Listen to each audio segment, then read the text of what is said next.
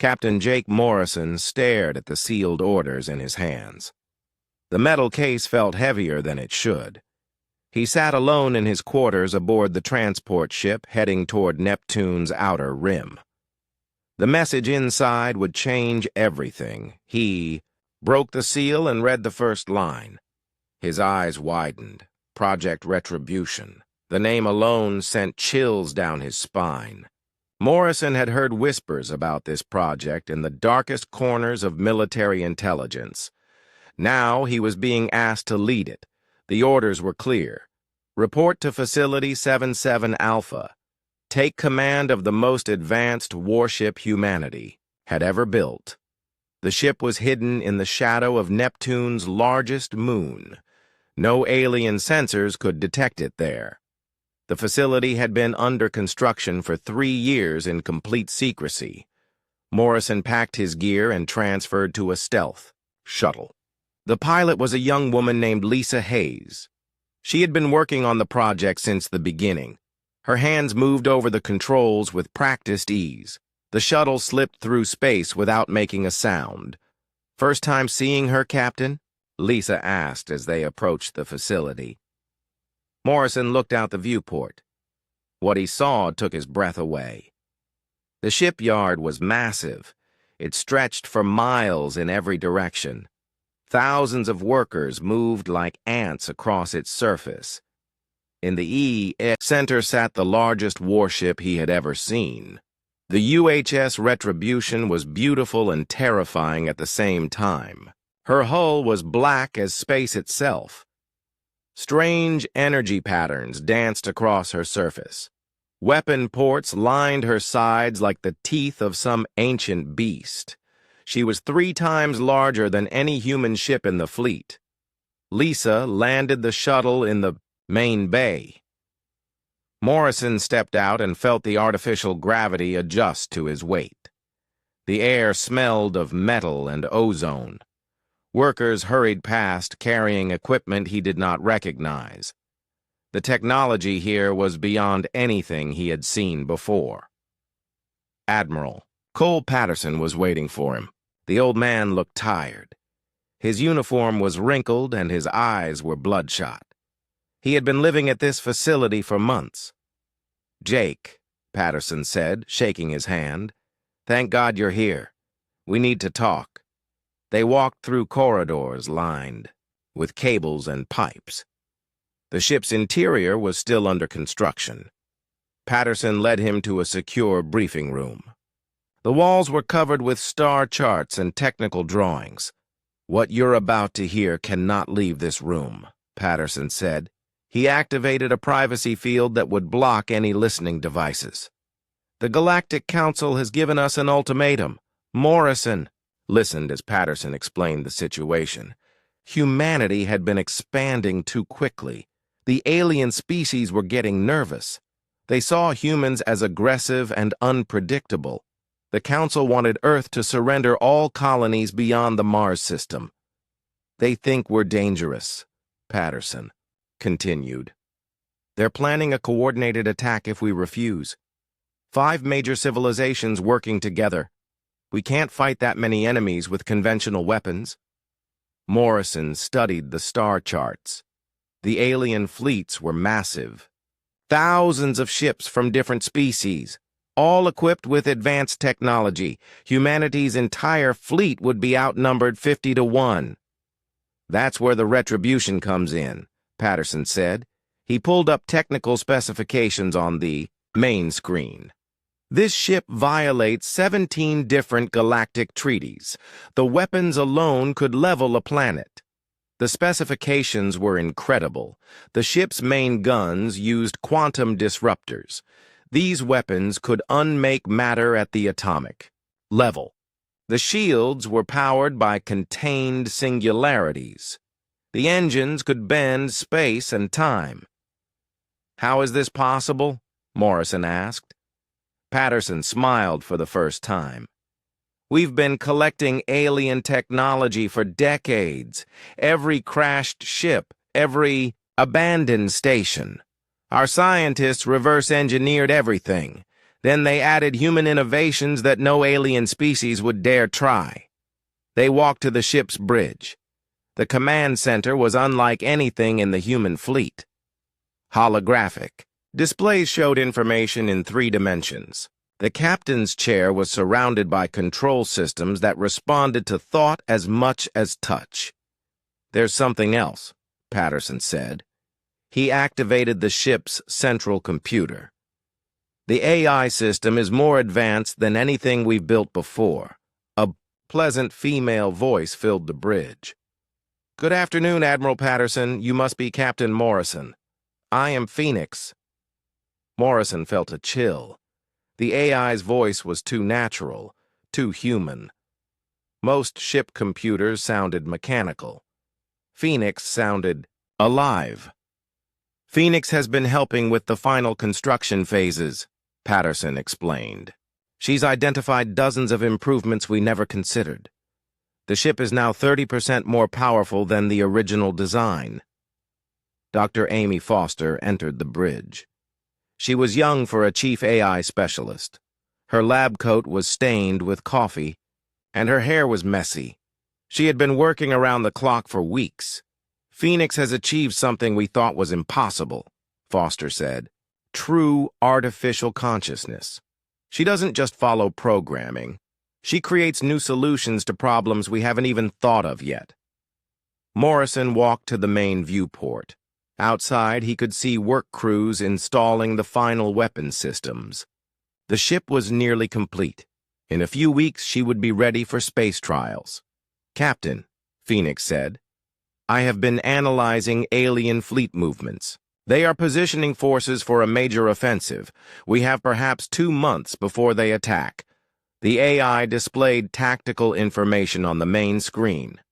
Alien ships were moving toward human space from multiple directions. The attack would come from 5 different vectors simultaneously. It was a classic encirclement maneuver. "Can we stop them?" Morrison asked. Phoenix paused. For a moment, Morrison wondered if she was calculating odds or experiencing doubt. "With conventional tactics, our chances of victory are 0.01%. However, I have developed alternative strategies that may prove effective." Foster leaned forward. She's been working on new combat doctrines. Things that use human strengths against alien weaknesses. Most species fight by the book. We don't even have a book. Morrison spent the rest of the day touring the ship. Every deck revealed new wonders. The medical bay had technology that could regrow limbs. The engineering section housed power plants that defied physics. The weapon systems were works of art and destruction. The crew was small but highly trained. Each person had been selected for their expertise and their ability to keep secrets. They knew they were building something that would change the balance of power in the galaxy. Lieutenant Sarah Kim showed him the quantum disruptor arrays. The weapons were beautiful and deadly. Each shot could punch through any known armor. The targeting systems were so precise they could hit individual atoms. Commander Rick Torres introduced him to the Marine contingent. These soldiers would handle boarding actions and ship security. They were equipped with powered armor and weapons that fired concentrated energy. As evening approached, Morrison stood alone on the observation deck. The stars looked different from here. They seemed closer somehow. Perhaps it was knowing that humanity would soon be fighting for its right to explore them. Phoenix's voice came through the comm system. "Captain, may I ask you a question?" "Of course." "Do you believe we will win?" Morrison considered the question. The odds were impossible. The enemies were too numerous and too advanced. By all logic, humanity should surrender and accept whatever terms the aliens offered. "Yes," he said finally. "We'll win because we have to. That's what humans do. We find a way." The AI was quiet for a moment. "I hope you are correct, Captain." The alternative is unacceptable. Morrison looked out at the stars one more time. Somewhere, out there, alien fleets were preparing for war. They thought they knew what humans were capable of. They were about to learn they were wrong. 3 months passed since Captain Morrison took command of the Retribution. The ship was now complete and ready for her first real mission. The crew had run countless simulations and training exercises. Every system had been tested and retested. Alien fleets were moving closer to human space. Long-range sensors detected massive formations heading toward Earth's outer colonies. The Galactic Council's ultimatum would expire in just 2 weeks. Morrison stood on the bridge watching the final preparations. Commander Rick Torres was drilling his Marines in combat techniques. The soldiers moved through the ship's corridors, like ghosts. Their new armor made them nearly invisible to most sensors. Lieutenant Sarah Kim was in engineering, installing the last components of the quantum disruptor system. The weapons were unlike anything in the galaxy. Each shot could tear holes in reality itself. The power requirements were enormous. Dr. Amy Foster worked with Phoenix to fine-tune the AI's tactical databases. The computer had been studying alien combat techniques for months. She had identified patterns and weaknesses that human strategists had missed. "Captain," Phoenix announced, "I am detecting an approaching fleet. 3 ships on an intercept course. They will arrive in 4 hours." Morrison felt his pulse quicken. "Identification?" "Zephyrian Inspection Fleet. Admiral Kethvar commanding. They are here to verify that humanity has not developed prohibited weapons." The timing was perfect. The aliens suspected something, but they had no proof. The Retribution was hidden behind Neptune's radiation field. Her stealth systems made her invisible to most scanners. "All hands prepare for silent running," Morrison ordered. "No unnecessary transmissions. No active sensors. We're ghosts until further notice." The ship's systems powered down to minimum levels. The crew moved through darkened corridors, using only emergency lighting. Even Phoenix reduced her processing power to avoid detection. Morrison watched the alien ships approach on passive sensors. The Zephyrian vessels were sleek and elegant. Their hulls gleamed with polished metal. Weapon pods were clearly visible along their sides. Admiral Kethvar was known throughout the galaxy as a brilliant tactician. He had never lost a battle. His species believed in overwhelming force and perfect coordination. They thought humans were chaotic and unpredictable. "Sir," Lieutenant Kim reported, "the inspection fleet is conducting deep scans of the facility.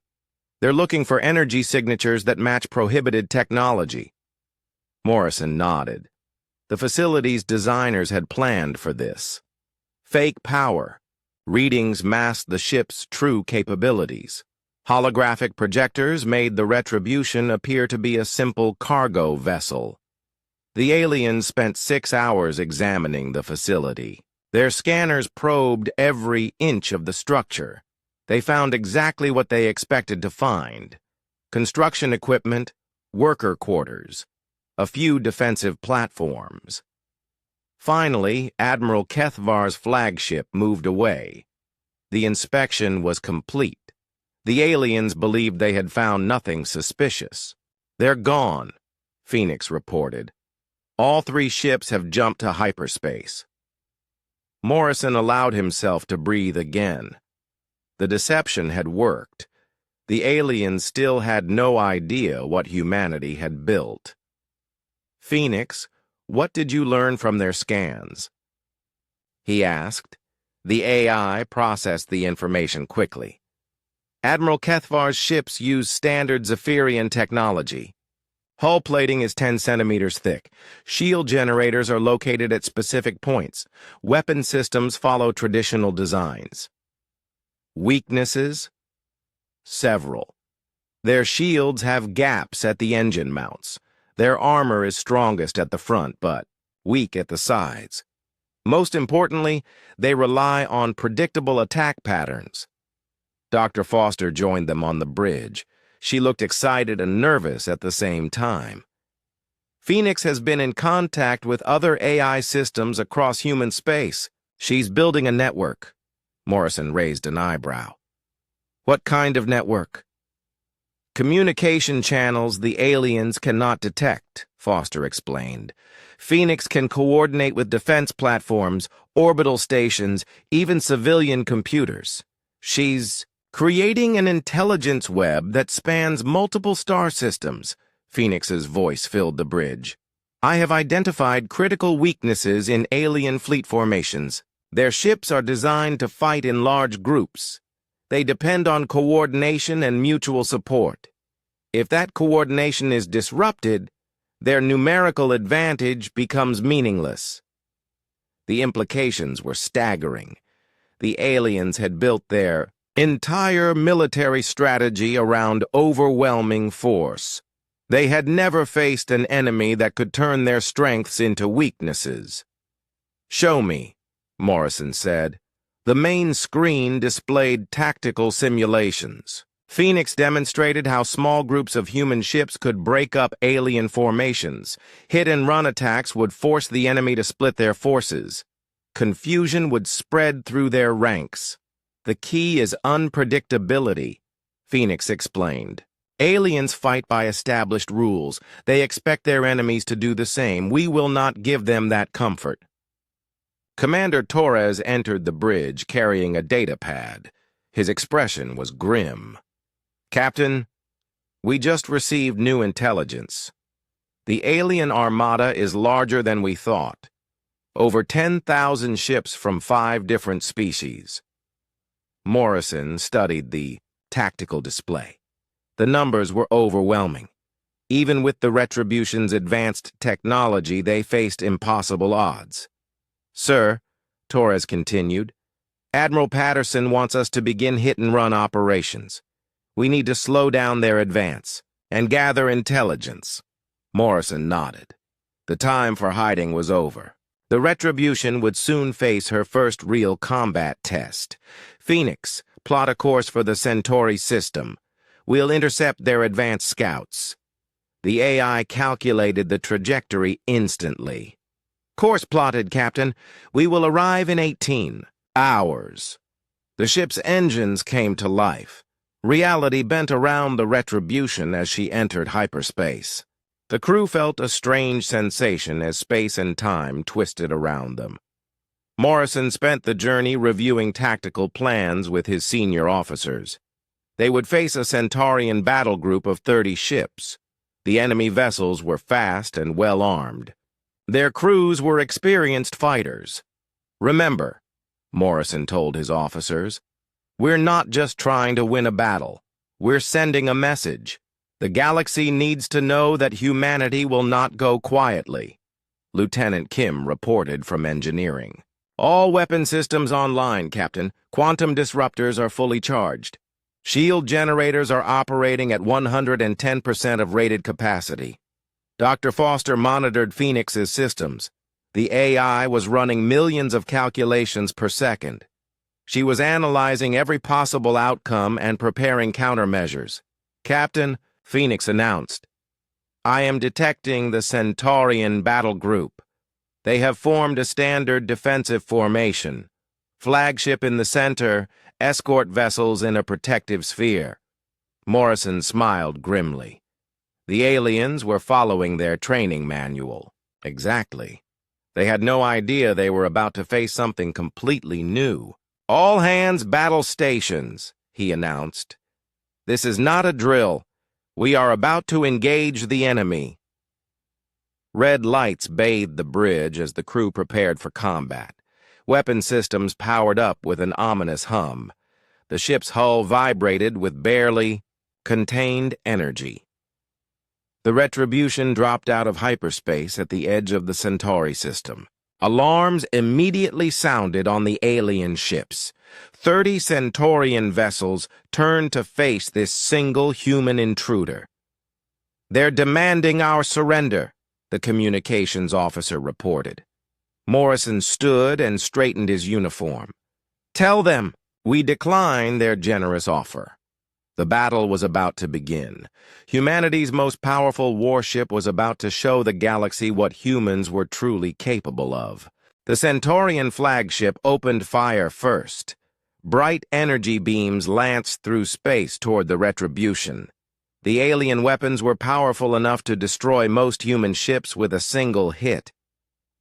Captain Morrison watched calmly as the beams struck his ship's shields. The energy dissipated harmlessly against barriers that bent the laws of physics. The Retribution didn't even shudder from the impact. "Return fire," Morrison ordered. Lieutenant Sarah Kim pressed the firing controls. The quantum disruptors spoke with a sound like reality tearing. Beams of pure destruction reached out across space and touched the Centaurian flagship. The alien vessel simply ceased to exist. One moment it was there, the next it was gone. Not destroyed, not vaporized, simply unmade at the atomic level. Where 30,000 tons of warship had been, only empty space remained. The remaining 29 enemy ships hesitated. Their commanders could not believe what they had just witnessed. No weapon in the galaxy could make a ship disappear like that. Phoenix's voice filled the bridge. "Enemy formation is breaking apart. They are attempting to retreat." "Don't let them escape," Morrison said. "We need to send a clear message."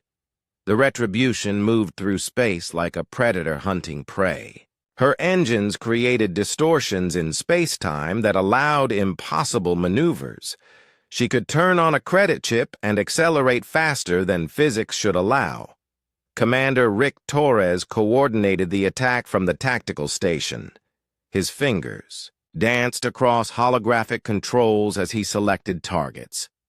Each enemy ship was marked for destruction. The quantum disruptors fired again and again. Each shot removed another Centaurian vessel from existence. The aliens tried to run, but they were too slow. Their ships were built for conventional warfare, not this nightmare. In 12 minutes, it was over. 30 enemy ships had been reduced to nothing. The Retribution had not taken a single point of damage. Not one human life had been lost. "All enemy vessels destroyed, Captain," Torres reported. "No survivors detected." Morrison felt a moment of sadness. Those ships had contained thousands of alien crew members.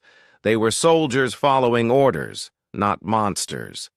But this was war, and messages had to be sent. "Phoenix, transmit our sensor logs to Admiral Patterson. Make sure the alien intelligence networks intercept the data as well." Within hours, news of the engagement spread through alien communication channels. The destruction of an entire Centaurian battle group by a single human ship sent shockwaves through the galactic community. Admiral Kethvar received the reports aboard his flagship. The Zephyrian commander studied the tactical data with growing alarm. The human vessel displayed capabilities that should not exist. "How is this possible?" he asked his science officer. "Unknown, Admiral. The energy signatures are unlike anything in our databases. This ship appears to violate multiple laws of physics." Back on Earth, the Galactic Council convened an emergency session. Representatives from 50 species gathered to discuss the implications. The humans had obviously developed weapons that violated every treaty in existence. The Zephyrian ambassador demanded immediate action. "This human ship is a threat to galactic stability. It must be destroyed before it can reproduce." Other species agreed. The Altarians pledged additional ships to the invasion fleet. The Vegan Empire offered their most advanced weapons. The Centaurians, now missing 30 ships, wanted revenge. Admiral Patterson met with Morrison in a secure communication link. The old man looked tired but pleased. "You've certainly gotten their attention, Jake. Intelligence reports that they're rushing additional forces to the invasion fleet." "How many are we facing now?" Morrison asked. "Latest estimates put it at 15,000 ships. Every major species is contributing. They're taking this threat very seriously." Morrison whistled softly. 15,000 ships. Even with the Retribution's advanced technology, those were daunting numbers. "Sir, I recommend we continue hit-and-run attacks. Keep them off balance while we gather more intelligence." Patterson nodded. "Agreed. But be careful, Jake. They'll be ready for you next time." The Retribution spent the next 3 weeks conducting lightning raids across human space. Morrison's crew struck at alien supply lines, communication stations, and isolated patrol groups. Each attack followed the same pattern. The human ship would appear without warning, destroy its targets with impossible weapons, then vanish before reinforcements could arrive. The aliens began to call it the Ghost Ship. Major Kate Sullivan joined the crew as tactical officer. She was young but brilliant, with a mind that thought in 3 dimensions. Her strategies pushed the boundaries of conventional warfare. "Captain," she said during a planning session, "we need to think bigger. These small raids are effective, but they won't stop 15,000 ships." Morrison agreed. The enemy fleet was too large to defeat with conventional tactics. They needed something extraordinary. Phoenix had been analyzing alien communication intercepts. The AI's findings were disturbing. "Captain, the enemy fleets are converging on the Sol system. They plan a coordinated assault in 47 days. Dr. Amy Foster looked up from her computer terminal. "Phoenix has been developing new combat algorithms, strategies that no human commander has ever considered." "Show me," Morrison said. The main screen displayed tactical simulations unlike anything he had seen before. Phoenix's plans involved using the ship's quantum disruptors not as weapons but as tools to manipulate space and time itself. "The theory is sound," Foster explained. "We could create artificial gravity wells that force enemy ships into predetermined positions. Their numerical advantage would become meaningless." Morrison studied the simulations. The strategies were brilliant but incredibly dangerous. The power requirements alone could destroy the ship. One miscalculation could tear a hole in reality itself. "What are our chances of success?" he asked. Phoenix processed the question for several seconds. "Using conventional tactics against 15,000 enemy ships, our probability of victory is 0. Using these new strategies, our chances improve to 12%. 12%. Not good odds, but better than 0. The Galactic Council issued a new decree. Any human vessel matching the Retribution's description was to be destroyed on sight. Any species that aided humanity would face immediate expulsion from the galactic community. Some neutral species began moving their fleets away from human space. Others quietly offered assistance through back channels. The galaxy was choosing sides. Admiral Patterson sent final orders. The Retribution was to return to Sol system and prepare for the ultimate battle. 15,000 alien ships against one human vessel. The survival of humanity hung in the balance. Morrison gathered his senior officers for a final briefing. The bridge was quiet, except for the hum of advanced machinery. Outside the viewports, stars wheeled in their ancient patterns. "Ladies and gentlemen," Morrison began, "we are about to face the largest fleet ever assembled. The odds against us are overwhelming. By all logic, we should lose." He paused and looked at each face around the table. These were good people, dedicated professionals who had volunteered for an impossible mission. But we're not going to lose, he continued. We're going to win because we have something they don't. We have the ability to do the impossible. We have the refusal to accept defeat. We have the human spirit. Commander Torres spoke for the group. Sir, we're with you. Whatever it takes. Morrison smiled. These people would follow him into hell itself if he asked. He just hoped he wasn't about to do exactly that. Phoenix set course for Earth. Maximum speed. The Retribution jumped to hyperspace. One final time. Behind them, the largest invasion fleet in galactic history followed like a storm of steel and fire. The fate of humanity would be decided in the skies above Earth. The Sol system had never seen anything like it. 15,000 alien warships dropped out of hyperspace in perfect formation. The combined fleet stretched across millions of cubic kilometers. Ships from 5 different species moved with deadly precision. Captain Jake Morrison watched from the bridge of the Retribution as the massive armada took position. His single ship faced odds that defied all military logic. No vessel in history had ever faced such overwhelming numbers. Admiral Kethivar commanded the invasion fleet from his flagship.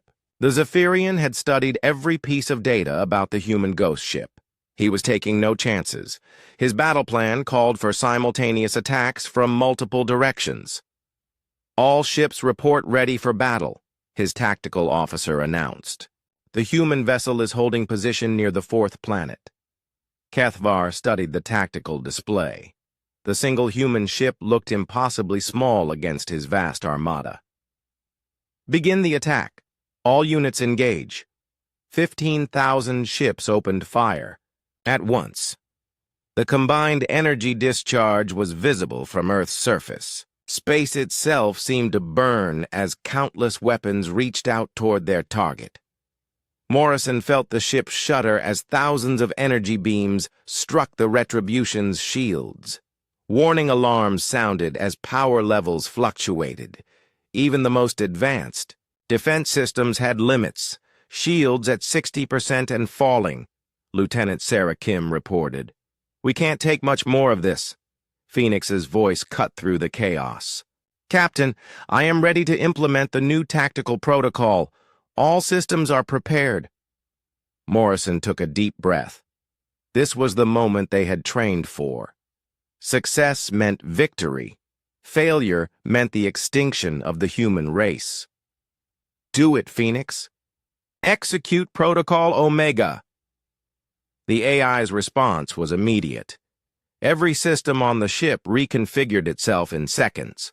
The quantum disruptors pivoted away from the enemy fleet and pointed at empty space. Power flowed into the weapons at levels that should have destroyed them. What are they doing? Admiral Kethivar demanded. Those weapons aren't even aimed at us. His science officer was frantically analyzing the energy readings. Sir, I'm detecting massive gravitational distortions. They're manipulating space-time itself. The Retribution fired her quantum disruptors into the fabric of reality. The weapons tore holes in space that became artificial black holes. Gravity wells appeared throughout the battlefield like invisible hands reaching out to grab the alien ships. The perfectly ordered invasion fleet suddenly found itself being pulled in different directions. Ships that had maintained precise formations for hours were dragged into chaotic tangles. Smaller vessels were pulled toward larger ones. Collisions became inevitable.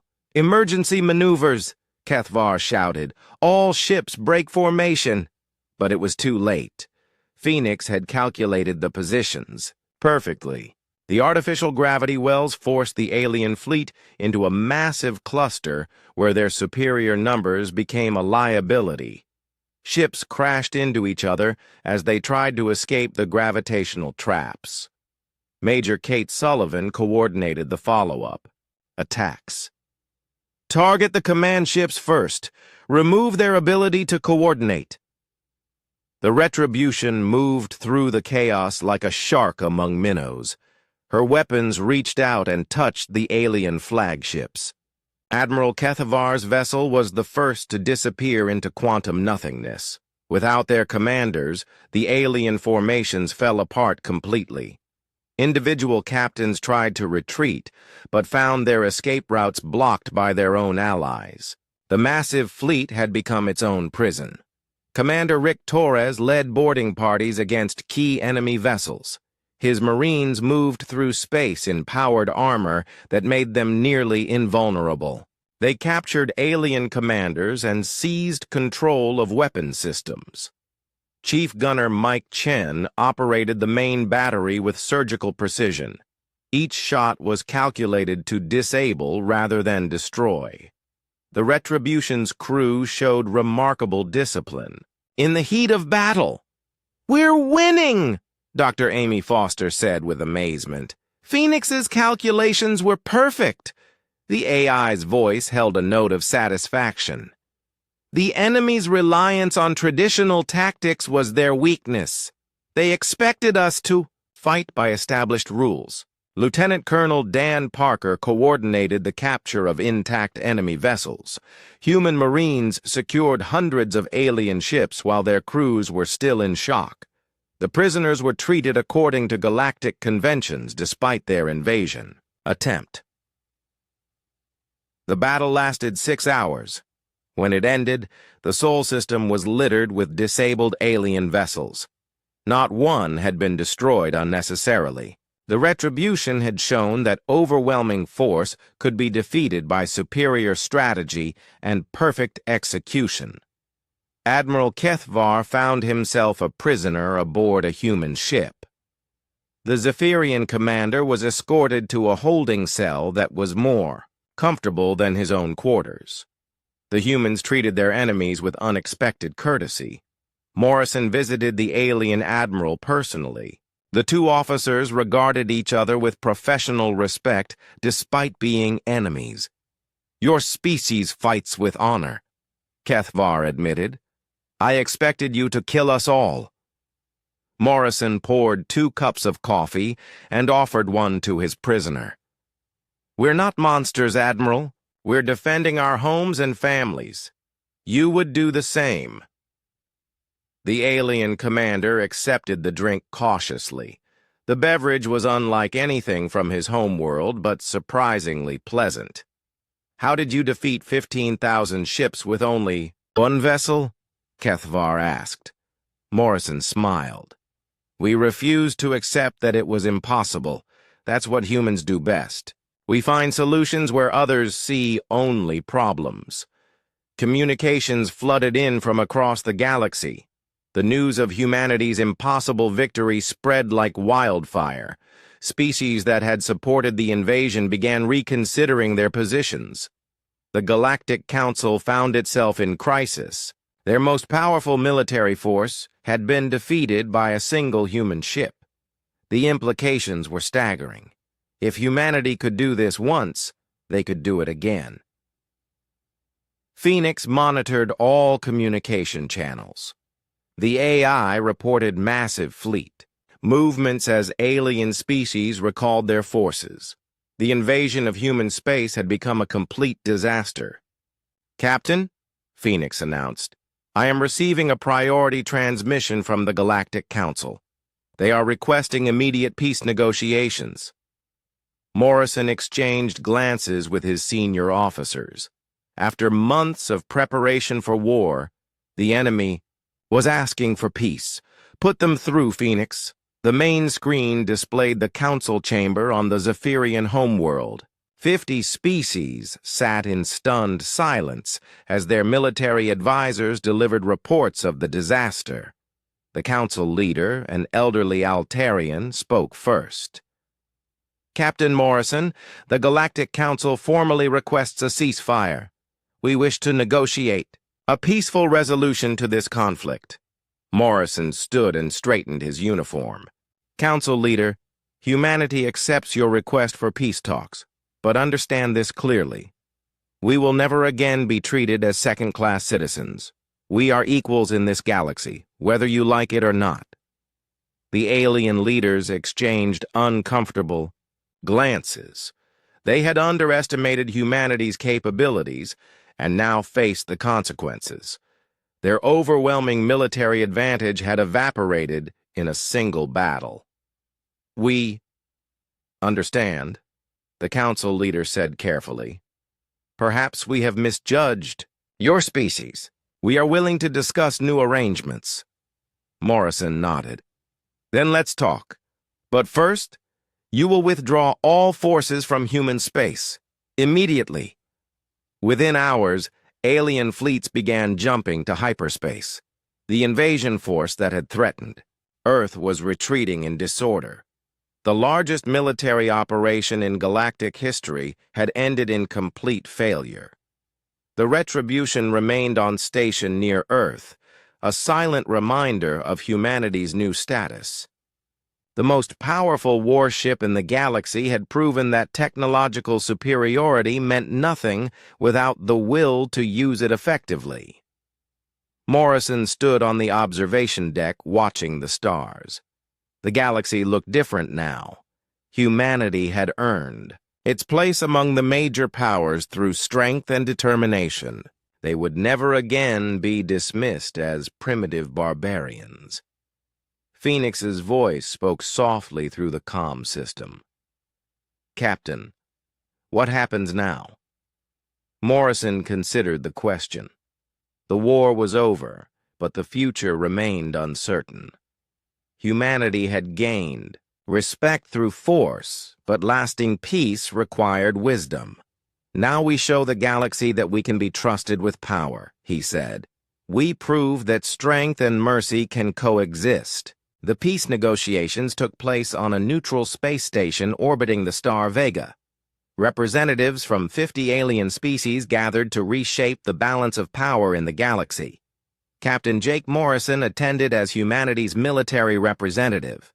Admiral Cole Patterson arrived from Earth with a delegation of diplomats. The old man looked relieved but cautious. Victory in battle was only the beginning. Now they had to win the peace.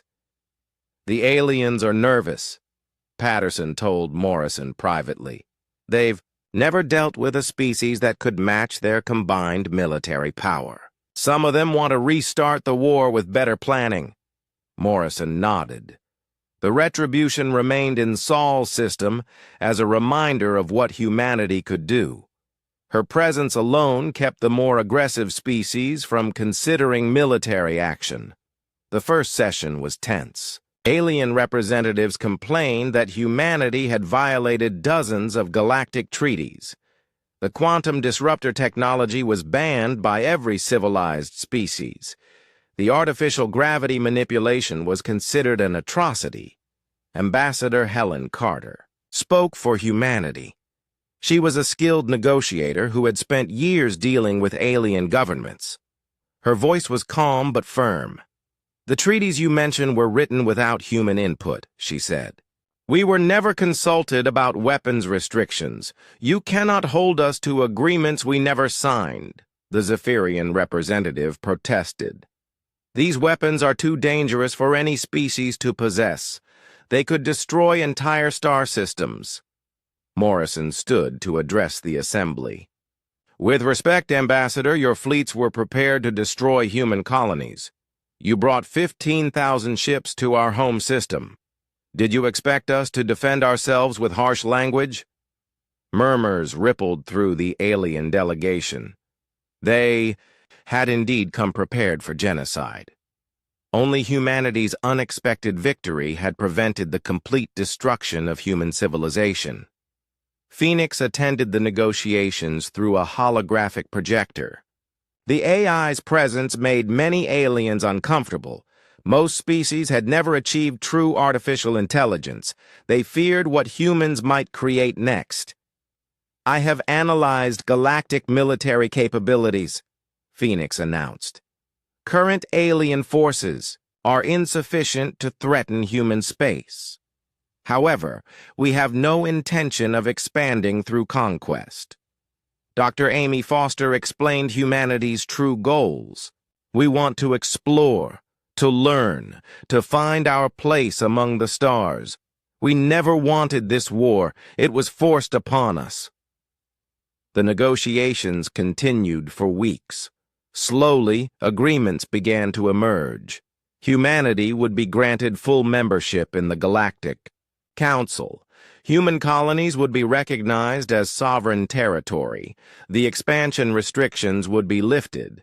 In exchange, humanity agreed to share some of their technology, not weapons, but medical advances and engineering techniques that could benefit all species. The quantum disruptors would remain classified. Admiral Kethvar was released from human custody with full honors. The Zephyrian commander had gained respect for humanity during his captivity. His testimony helped convince other aliens that humans could be trusted. "Your species surprised us," he told Morrison before departing. "We expected barbarians. Instead, we found warriors with honor. Perhaps we can learn from each other." Several neutral species offered formal alliances with humanity. The Vegan Republic proposed joint